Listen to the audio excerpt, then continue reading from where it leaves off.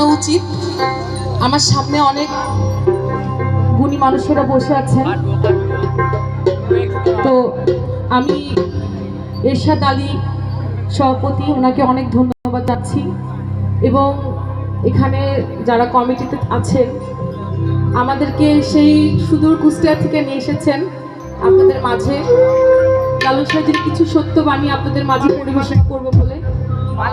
তো আমি অনেক ধন্যবাদ জানাচ্ছি এবং আমাদের পক্ষ থেকে আমরা যারা আছি সবাই আপনাদেরকে অনেক ধন্যবাদ।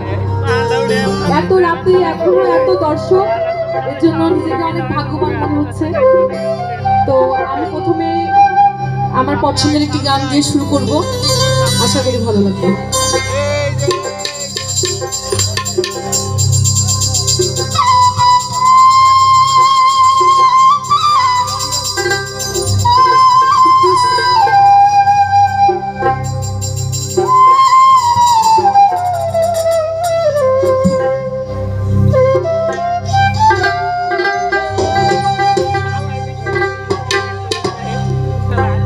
মানুষ ছাড়া